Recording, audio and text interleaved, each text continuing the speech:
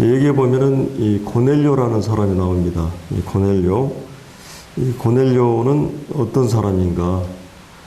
또 오늘 사도행전 10장을 하나님께서 누가를 통해서 기록할 때 어떤 목적을 가지고 이렇게 기록하게 하셨는가? 이런 부분들을 생각해 보겠습니다. 특별히 이제 우리가 이 고넬료는 하나님을 이제 어떻게 보면은 여기 고넬료가 과연 구원받은 사람인가 아니면 구원받지 않은 사람인가 이런 부분에 대해서 제가 여러 자료들을 보니까 상당히 논란이 많아요. 어떤 사람은 이미 구원받은 사람이다. 아니면 어떤 경우는 이제 뒤로 우리가 고넬료가 성령을 받는 이제 이런 기록이 후반절에 쭉 나오거든요. 예. 그래서 아마 이거는 아직 구원받은 것이 아니다.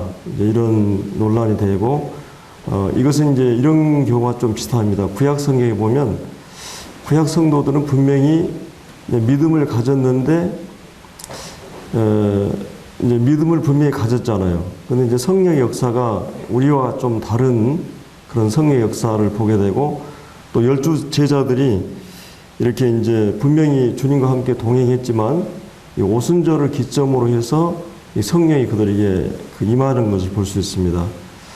그리고 이제 우리가 구원받지 않은 사람들 중에도 이제 교회를 열심히 다니고 또 이렇게 나름대로는 이제 그 율법적인 생활, 경건한 생활을 하나님 믿고 이제 이렇게 하는 사람들이 있거든요.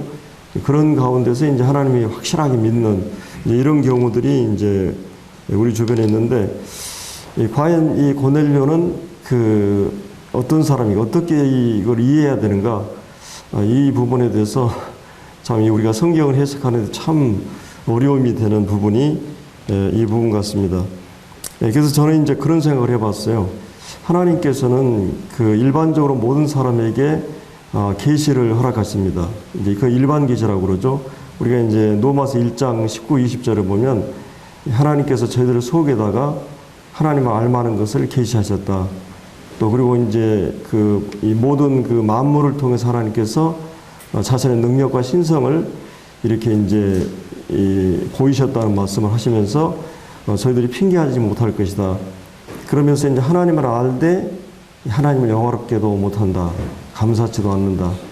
이런 말씀들을 쭉 보게 되는데, 하나님께서 모든 사람에게 그런 일반적인 보편적인 계시를 하나님께서 허락하신 거죠.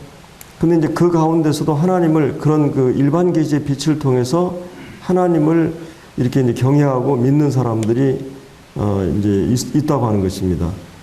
물론 이제 일반적으로 우리가 성경을 보면 또 한 측면에서 보면은 우리가 허물과 죄로 죽어 있었고, 또 우리는 죄악 중에 출생하고, 또 우리는 이 빛보다 어둠을 더 사랑하고, 또 육신에 있는 자는 하나님 기쁘시지 못하고, 인간 자체는 하나님을 찾을 수도 없고 의인은 없나 하나도 없고 깨닫는 자도 하나님 찾는 자도 없다. 그래서 이제 한 측면에서 보면은 인간은 정말 절망적인 상태라고 볼 수 있는데, 또 성경을 한편으로 보면은 분명히 하나님께서는 자신을 모든 사람에게 계시하셨고, 계시 가운데 아주 부분적으로 또 이 일반 계시의 차원에서 하나님을 추구하는 사람들이 이제 일면에 있는 것을 또 부인할 수 없어요.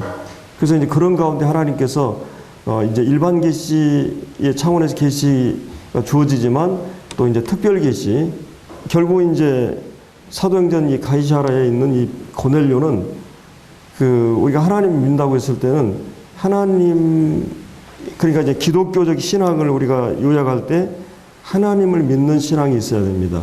하나님이 어떤 분인가? 그리고 나서 하나님께서 자신이 어떤 분인 것을 계시하시고, 또 하나님께 나아가기 위해서는, 관계를 회복하기 위해서는 반드시 그의 아들 예수 그리스도를 통해서만이 하나님께 나아갈 수 있습니다. 그게 이제 열쇠가 되는 거죠. 하나님과의 관계가 회복되고 하나님께 나아갈 수 있는 길은 예수님밖에 없는데, 그래서 이제 유대인들은 하나님 믿어요. 근데 예수님 믿지는 않아요.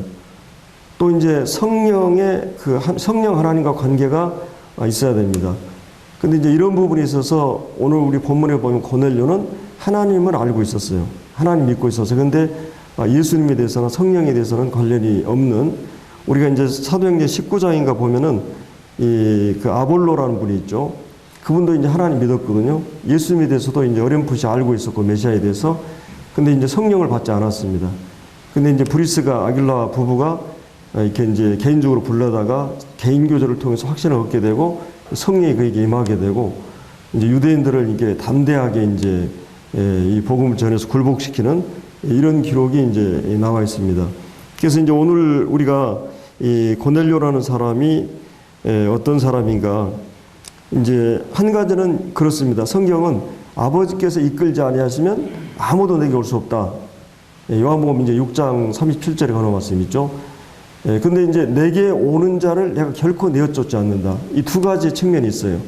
한 측면은 하나님께서 성령을 통해서 역사하지 않으면 절대 인간은 하나님의 은혜를 주신 걸 깨달을 수도 없고 거듭날 수도 없다고 하는 거죠.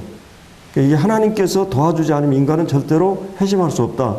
그러면서도 또 한 측면은 하나님을 나름대로 찾고자 하는 사람들을 하나님 만나주신다는 거예요. 내게 오는 자는 결코 내어쫓지 않는다. 그래서 이제 그 스펄전이라는 분은 그런 말을 했는데, 하나님의 선택이라는 측면에서 보면 인간의 자유의지는 이제 보이지 않는데, 또 인간의 자유의지 측면에서 선택적으로 보면 또 그 끝이 보이지 않는다고 말했어요. 우리 인간의 어떤 이성이나 논리로 이 두 가지 측면을, 이 양면의 진리를 조화시킬 수는 없는데, 이 성경은 이 두 가지를 동시에 성경 전체에서 또 가르치고 있다고 하는 것입니다. 어떤 측면에서 하나님이 우리를 믿게 하셨다, 또 하나님께서 우리를 선택하셨다, 이제 이런 하나님 은혜로 이런 측면이 강조되고, 또 한 측면은 너희들이 믿으라, 너희들이 믿지 않으면 구원받지 못한다. 계속 그 믿음을 우리에게 개인적으로 요구하는 이런 측면이 있습니다.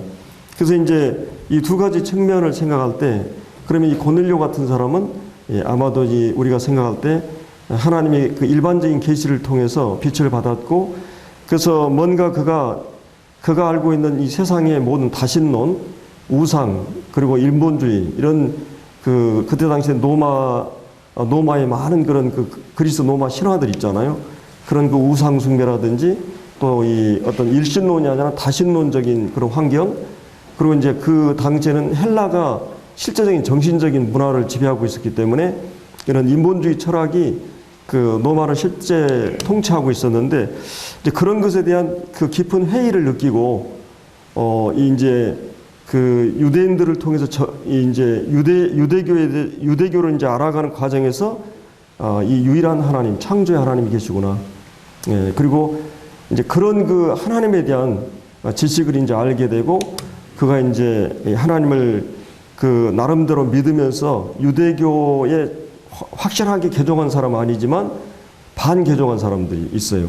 그러니까 이제 할례를 받고 유대인의 어떤 율법이나 의식법을 완전히 따르지 않고 이 유대교에 나와서 하는 사람들이 꽤 많았습니다. 그 중에 한 사람이 이제 이 고넬료로 우리가 이제 알고 있는데, 이제 이 고넬료는 특별히 주님을 믿기에 굉장히 어려운 그런 여건이 있었던 거죠. 그 첫째는 그가 이제 이방인이었고, 어떤 신앙적인 유산이나 전통을 가지고 있던 사람이 아니었고, 우리가 이제 가끔 우리가 주님을 알고 나면 이게 부모님들이 다 믿으셔가지고 참 그들을 위해서 기도해왔고, 또 믿고 나서 계속 기도하는 이런 걸 보면 참 부러운 그런 생각이 드는데, 이 지금 고넬료는 전혀 그런 가정적으로나 또 이런 뭐 어떤 그런 미션 그런 스쿨도 아니고, 또 국가적으로 기독교적인 그런 배경도 아니고, 아무것도 그 믿음을 바탕이 없는 이방인이었던 그가 이제 주님을 알게 되는, 그리고 이제 여기에 보면은 이제 이 고넬료가 이제 그렇게 구원받았는데, 우리가 이제 8장에서는 에디오피아 내시 같은 사람도 이방인이면서 하나님을 찾는 사람이었어요. 여러분이 아무리 봐도 이 그 에디오피아 내시 같은 경우도 적어도 마차로 아프리카에서 팔레스틴, 이스라엘까지 이 성전 예배를 위해서 6월절인지 오순절인지 오면서 적어도 이 사람들은 3개월 내지 6개월이 걸린다고요. 그때 당시 때 마차를 타고 왔어도 그런 열정을 갖는 사람이 많지 않죠. 특별히 그 아프리카 그 에디오피아는 이제 기독교적인 그런 배경이 있잖아요. 그 전에도 스바 여왕이 솔로몬 때 이렇게 왔고, 근데 이제 그분이 이제 성경을 이사야서를 보고 있었잖아요. 무려 이제 그 예루살렘에 가가지고 성경을 구입을 했는지 아니면 성경을 가지고 있었는지 모르는데 그 하나님 말씀을 읽고 있었고 이 사람 분명 하나님을 구하고 찾는 이방인이면서도 그런 사람이었는데 주님께서 이 사람을 아셨기 때문에 빌립을 이렇게 광야로 인도하셔가지고 만나서 그 복음의 내용을 이렇게 풀어줘가지고 그가 이제 이사야 이제 53장 말씀을 통해서 구원받게 되는 이런 경우도 있고 그리고 이제 우리가 사도 바울 같은 경우도 9장에 보면 바울의 회심도 보면은 바울이 예수 믿는 사람을 대적했지만 진짜 이 바울이 하나님 찾지 않은 사람이었어요. 예, 여러분들이 성경 전체적으로 보면 이 사도 바울이 물론 교회를 핍박하고 포행하고 막 박해하고 이랬지만 그가 그때는 이 디모데전서 1장에 보면 내가 몰랐다는 것이 하나님께 나를 긍휼히 여긴 것은 그때 내가 몰랐기 때문이다. 내가 예수가 진짜 메시아인 걸 알았다면 이럴 줄 알았다는 거죠. 그러니까 이제 그 사도 바울도 하나님을 진짜로 제대로 믿어보려고 하는 그런 그 갈망이 있었던 거예요. 이 사도 바울에게도. 예, 그렇기 때문에 물론 성령이 도우지 않으면 어떤 믿음의 확신을 갖는 것은 어려운 문제지만은 그럼 하나님께서 이렇게 자기를 찾는 자들, 나를 간절히 찾는 자를 하나님 만나주시고 나를 사랑하는 자가 사랑을 입게 된다. 구하는 자에게 주님이 주실 것이요 찾는 자에게 찾을 것이요 두드리에게 열릴 것이다. 분명히 한쪽 측면에서 하나님께서 하나님을 나름대로 이렇게 하나님을 추구하는 사람들을 만나주시는 이런 측면이 있는데 오늘 고넬료 같은 경우도 그런 사람 중에 한 사람이었던 거로 우리가 부정할 수 없습니다. 이제 이 고넬료가 회심한 시기는 오순절로 8년 정도 지난 때였어요. 이 시기가 사실은 이제 예수님도 유대인이었고 12제자도 유대인이었어요. 그리고 예수님도 이 땅에 오셨을 때 사마리아인이나 이방인의 그 거울로 가지 말고 잃어버린 이스라엘 민족에게로 가라. 복음 전해라. 또 그 한 소로복의 여인에게도 그 떡을 취해서 그 개들에게 이방인들에게 한 것이 합당치 않다. 이런 말씀을 하셨고 그리고 이제 이 오순절로부터 지금까지도 본격적으로 이제 이방인 전도가 사실은 그 이루어지지 않은 거거든요. 사실은 이제 에디오피아 내지라든지 사마리아 부분적으로 이렇게 복음이 증거되긴 했지만은 여기서 이제 사도 바울을 하나님이 회심시키고 이 고넬료의 가족 전체가 돌아오면서 이방인이 최초로 성령 임한 사건이 기록되면서 이때부터 이제 안디옥 교회가 이방 선교를 위해서 본격적으로 하나님 준비하시는 걸 볼 수 있습니다.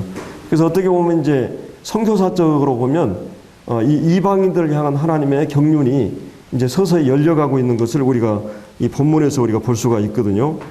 여하튼 하나님께서 마태복음 이 10장에서 주님이 이렇게 제자들에게 그렇게 얘기했고 11장에서는 이제 수고와 무거운 짐진 자라 다 내게로 오라 이렇게 이제 이방인들을 향한 초청을 하시죠. 그 전에 주님이 이제 답답해가지고 11장 25절을 보면 지혜롭고 슬기 있는 자를 숨기시고 어린아이에게 나타나심을 감사하나이다. 이렇게 된 것이 하나님의 뜻이니다. 그러면서 이제 이방인들은 유대인들이 그 지혜롭고 슬기 있는 그런 사람들이 주님을 받아들이지 않으니까 그러면서 수고와 무거운 짐자라 다 내게로 오라. 모든 인류를 향해 초청을 하고 마태복음 12장에 보면 성령의 해방에 대한 부분이 나옵니다. 그래서 내가 성령을 해방하는 죄는 영원히 사함받지 못한다.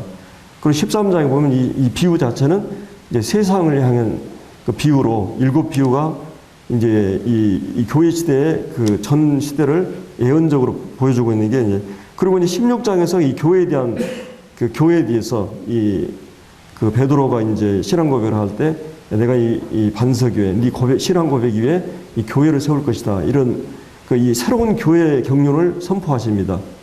그래서 이제 유대인들의 그런 예수님을 받아들이지 않으니까 20장 이후로부터는 계속 비유를 통해서 잔치에 대한 비유라든지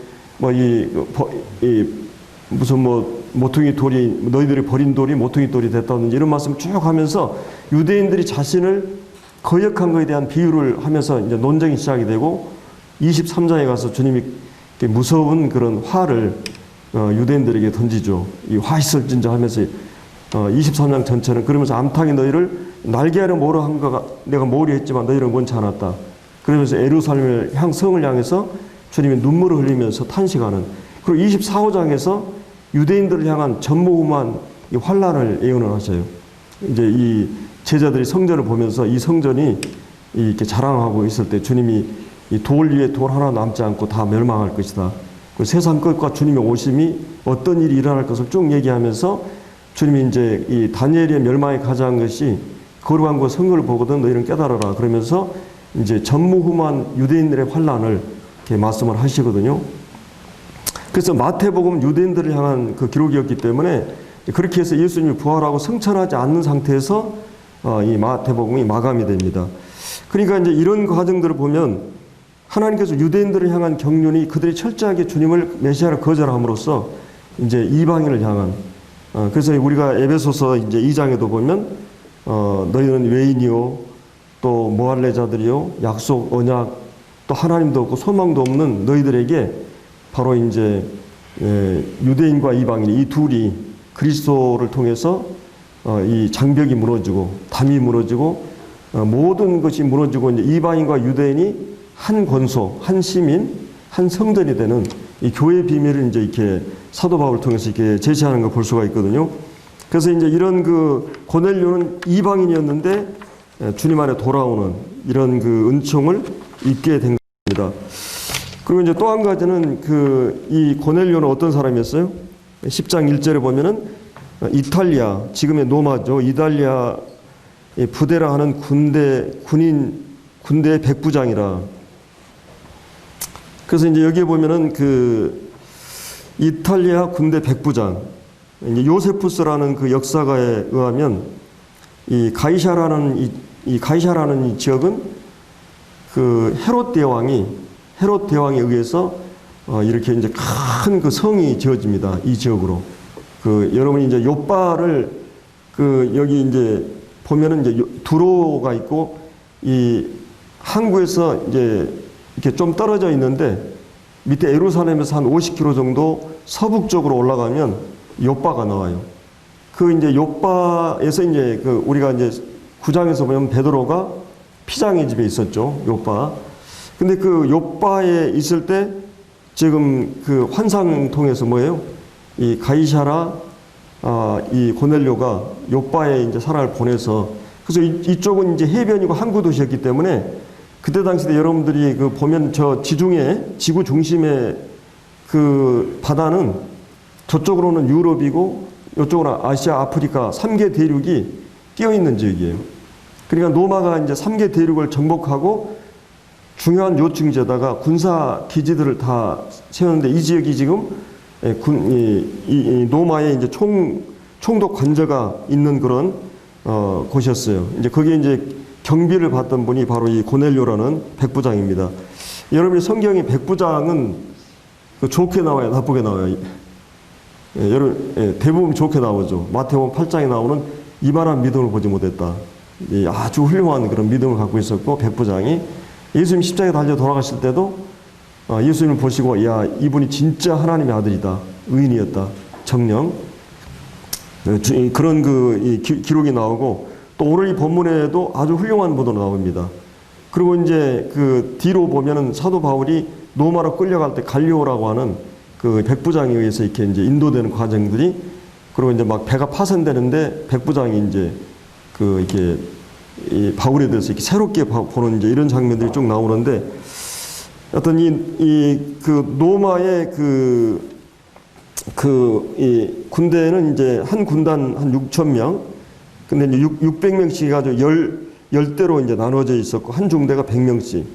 그러니까 이제 이렇게 생각하면 좋아요. 여러분들이 이제 예를 들어서 우리 옛날에도 함영재 아들이 그 사관학교 갔잖아요. 육군사관학교. 그 육군사관학교 가려면 아주 공부 잘해야 되잖아요. 신체적으로도 건강해야 되고. 그러니까 이제 하여튼 아주 우수한 사람들을 뽑아서 거기 졸업하게 되면 뭐예요? 소대장이 돼요. 내가 알기로 장교. 그래서 그 군인이지만 차원이 다르죠. 그러니까 여기 있는 이분도 아마도 그런 장교이기 때문에 지금 100명을 거느리는 오늘날로 얘기하면 이제 중대장 정도 되니까 앞으로 이렇게 이제 군대 쪽으로는 아주 엘리트 출신들이고 이렇게 이런 그 사람이었어요. 그러니까 이제 좀 이렇게 그 출세와 성공하는 사람이었고 그리고 이제 지금 로마의 가이사 황제의 그 친위대들이 있었어요. 6,000명으로 이루어진. 그러니까 이 친위대들은 그 보통 그런 그 분들이 아니었던 거로 이제 보게 되면 이제 노마의 최정예 부대로 알려져 있고, 그리고 이제 또 한 가지는 그 정복을 하고 있는 입장이 있기 때문에 그 피정복자들의 종교를 갖는 것은 쉽지 않은 거예요. 예를 들어서 우리가 일제가 우리를 통치할 때 가장 무서운 사람이 뭐예요? 그 순사들이나 뭐 그 군인들이었거든요. 이게 그 경찰보다 더 무서운 게 군인들이잖아요. 그 내치가 안 되면은 경찰이 이게 이 수습이 안 되면 군인들을 동원하잖아요. 근데 그런 그 지배자들이 정복자들이었기 때문에 그들의 종교를 갖는 것은 쉽지 않은 부분이에요. 근데 이제 여기 우리가 보면은 이 고넬료는 이제 이런 모든 편견을 깨고 이게 이제 그가 이 모든 종교를 생각하면서 정말 하나님이 어떤 분인가를 듣게 되면서 이제 이 사람이 여기 2절에 보면 경건하다는 말씀이 있습니다. 경건해 온 집안과 더불어 하나님을 경외하며 백성을 많이 구제하고 하나님을 항상 기도하더니. 그래서 이제 여기 나오는 지금 이제 고넬료는 어떤 사람인가? 아까도 이제 얘기했지만 이런 그 일반적인 빛을 받고 또 이 유대교를 통해서 하나님에 대해서 알게 되면서 그가 이제 경건했다 이렇게 말하고 있습니다. 이 경건하다는 말은 우리가 이제 하나님을 닮았다, 또 하나님 앞에서 처신할 때 경건하다는 말을 하죠.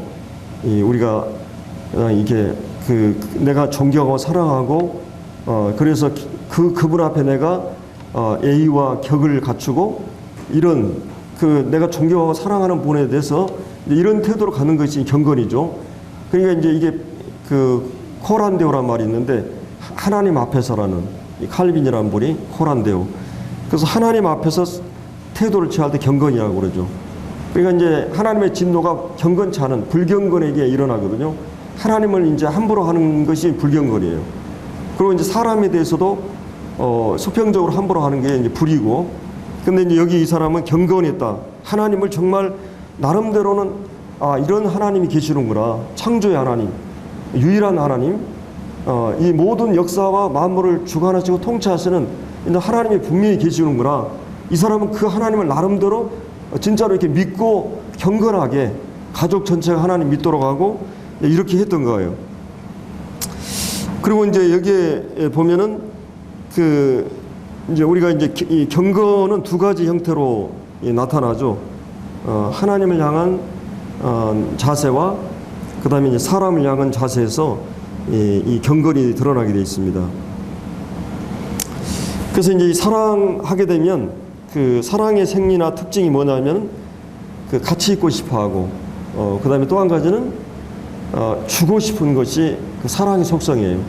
그런데 이 사람은 하나님을 사랑했고 그렇기 때문에 그가 늘 하나님과 함께하는 시간을 갖기를 원했어요. 하나님과 함께하는 시간이 기도잖아요. 늘 기도하는 시간을 많이 갖고 하나님과 대화하기를 즐거워했던 이거 이제 이 고넬료였던 걸 볼 수 있습니다. 또 한 가지는 이제 사람들에게 자기의 소유를 나눠주는, 우리가 사람들에게 누구에게 선물을 받는 건 쉽지만은 내 것을 남에게 주는 것은 쉬운 게 아니잖아요. 누구나 사람은 다 무력에 대한, 돈에 대한 이 돈을 싫어하는 사람이 없잖아요. 근데 여기 이 사람은 뭐예요? 하나님을 이제 경외하며 백성을 많이 구제하고 항상 기도에 힘썼던 모습을 이제 보게 됩니다. 그래서 이제 이런 우리가 이제 성경에도 보면 경건은 고아와 가부를 돌아보고, 이 야고보서 1장에 보면 고아와 가부를 돌아보고 그리고 세속에 물들지 않는 것이다. 그래서 이제 실제 경건은 그러니까 하나님을 경외한다는 막 구체적인 삶 속에서 행동으로 삶으로 나타나지 않으면 그거는 이제 경건이 아니라고 하는 것을 이렇게 말하고 있는 걸 볼 수 있어요. 그리고 이제 성경 그 외에도 여러 말씀 보면은 우리 거듭난 성도들도 거듭나게 되면은 이 선행이 구원의 조건이나 목적은 아니지만 하나님께서 이제 구원받은 목적은 우리가 선을 행하고 또 경건하고 또 이렇게 이제 구제하는 일을 위해서 하나님 우리를 부르신 걸 볼 수 있어요. 그래서 여기 이제 4절에 보면 이제 우리가 혼란을 겪을 수 있어요. 하나님께서 이렇게 기도와 구제가 하나님 앞에 상달되었다, 기억한 바 되었다고 했을 때, 그럼 우리가 구원받기 위해서는 이렇게 좀 착하고 하나님 진작에 찾는 사람이 늘만 하나님 만나는 것이 아닌가, 이런 생각할 수 있는데, 사실은 그가 기도한 것은 세속적인 어떤 명예나 출세나 성공이나 자기가 진급이나 이런 차원이 아니라, 우리가 역추적으로 해보면 그가 진지하게 진리를 구도하고 하나님을 찾는 것을 이렇게 볼 수 있어요. 그가 기도한 내용은 그런 거였을 거예요. 그렇기 때문에 하나님께서 그의 중심을 보시고 자신을 이렇게 계시하시고 만나주시는 이제 이런 걸 볼 수 있어요. 그의 기도의 내용은 바로 이제 그런 기도였다고 하는 것이에요. 그리고 어려운 사람들을 도와주고 했던 걸 우리가 이제 이 말씀에서 볼 수 있습니다.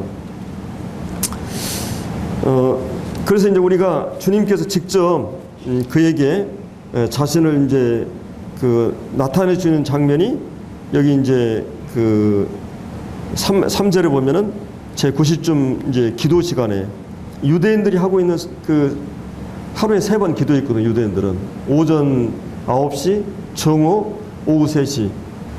왜 유대인들이 이렇게 했느냐? 사실은 이 기도는 몸이 피곤할 때는 잘 안 돼요. 정신이. 그래서 유대인들은 항상 가장 낮 시간을 활용해서 기도 시간을 정했습니다. 유대인들은 특별히 오전 9시나 정오나 오후 3시는 유대인들은 따로 어떤 공간에 가서 기도하게 돼 있어요. 유대인들은.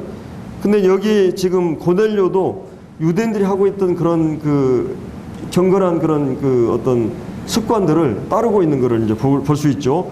그리고 베드로도 뒤로 보면 이제 그 이튿날 베드로도 이렇게 기도 가운데 하나님 환상을 보여주시죠. 이 환상을. 그래서 이제 이런 이런 거를 보면서 여기 이제 하나님께서 이렇게 진지하게 하나님을 추구하고 찾는 사람들을 이제 우리가 만나주시는 하나님. 왜냐하면 모든 사람이 진리를 알고 이 구원받기를 원하시는 게 하나님의 마음이기 때문에 하나님께서 모든 사람을 초청하시고 또 일반적인 계시뿐만 아니라 믿을 만한 증거들을 통해서 하나님 계속 우리들을 통해서 전도하시는 일을 하시기 때문에 이렇게 하나님을 찾는 사람들을 결코 하나님이 내팽개치지 않는 거죠. 주님이 핑계치 못한다는 말은 변명할 거리가 없게 했다는 말이에요. 일반 계시를 하시면서.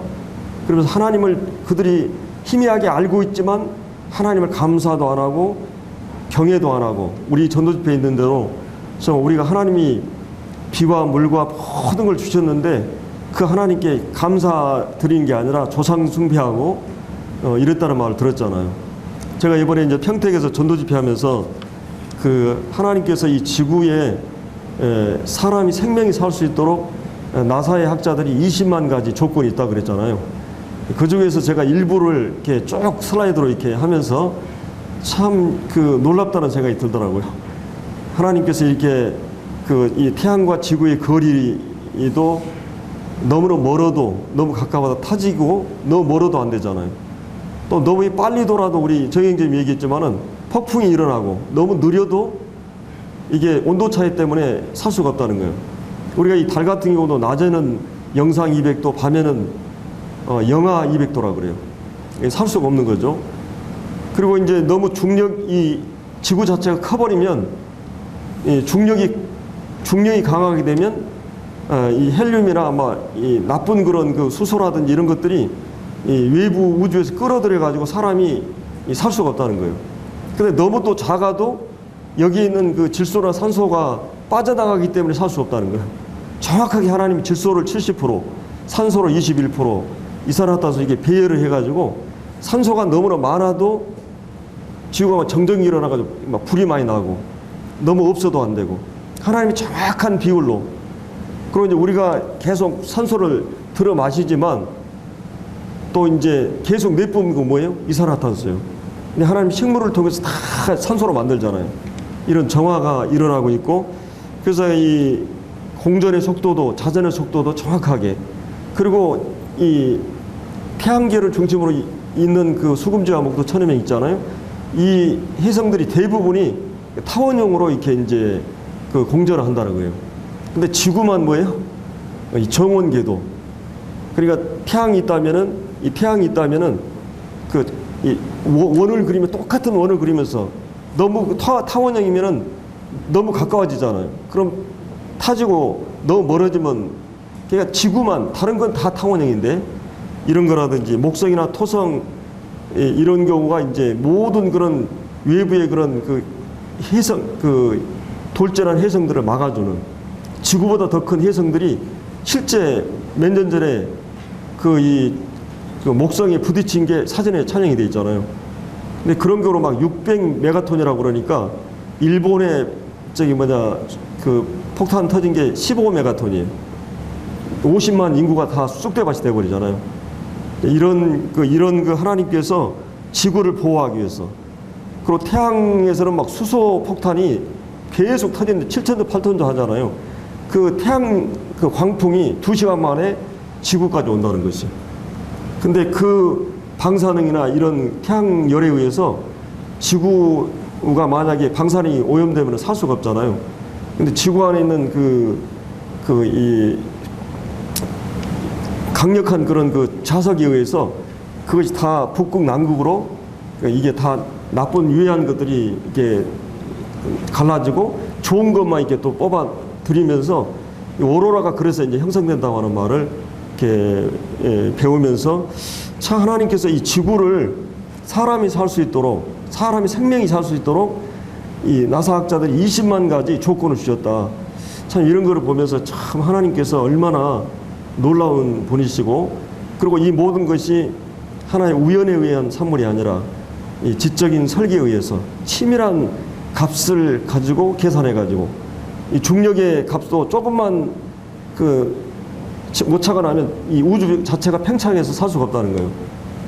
아주 치밀하고 정밀한 그런 값에 의해서 이게 이루어지고 있다고 하는 것을 이제 보면서 이렇게 그 조금만 생각하면 하나님께서 천체라든지 우주를 보면서 하나님께서 살아계시다는 것을 우리가 일반적인 계시를 통해서 또 우리가 믿을 만한 증거들을 충분하게 하나님께서 우리에게 주신 거죠.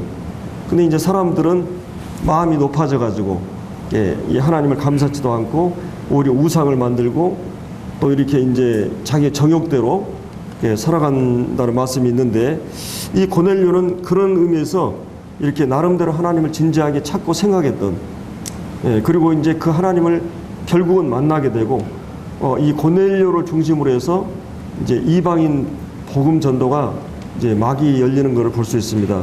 그래서 오늘은 이제 시간이 많이 됐기 때문에 주일날 계속 이 본문에 대해서 베드로의 그 어떤 편견, 베드로가 가지고 있었다. 아직도 그런 구원받았지만 어땠어요?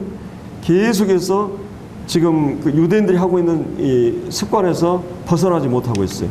그리고 갈라디아서 우리가 2장에 봤지만은 그 이제 외식을 하잖아요. 막 유대인들이 오니까 음식 먹다가 그리고 유대인들은 그 이 음식에 대한 아주 예민하거든요.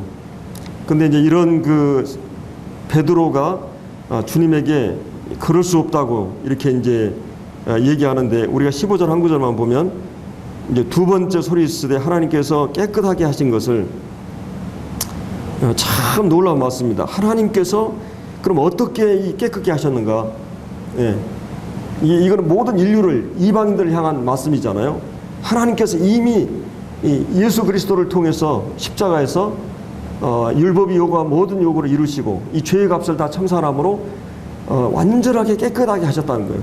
왜 하나님 깨끗하게 한 것을 네가 속되다고 하느냐, 이 더럽다고 하느냐 이러면서 도전하시면서 이제 3번 그런 일이 있고 이제 이 환상의 뜻을 생각하게 되면서 이 이방인 고넬료에게 복음 전하는 말씀이거든요. 그래서 이제 결국 말씀을 전해가지고 그때 하나님 성령이 그들에게 임하는 것을 보고 그들이 다 주님을 찬양하는 모습들이 나오게 됩니다.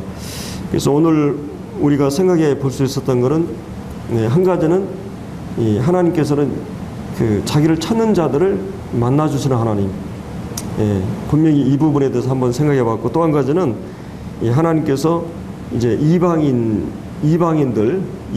향한 이제 문을 여시고 하나님께서 새롭게 이제 그 아브라함을 통해서 약속하셨던 너를 통해 천하 만민이 복을 받는다고 하는 그 내 후손을 통해서 천하 만민이 복을 받는다고 하는 그 말씀이 서서히 이제 전개되고 있고 이런 말씀들은 모든 육체에게 그러니까 성령 임한다고 했을 때 메시아에 대한 이 약속만이 아니라 이방인들에게 모든 육체 이방인들에게 하나님의 성령이 임할 것을 이 요엘서를 통해서 이미 예언했기 때문에 이런 말씀들이 하나하나 이제 사도행전 과정에서 이루어지는 것을 이렇게 보여주고 있는 것을 볼 수 있습니다. 기도하고 마치겠습니다.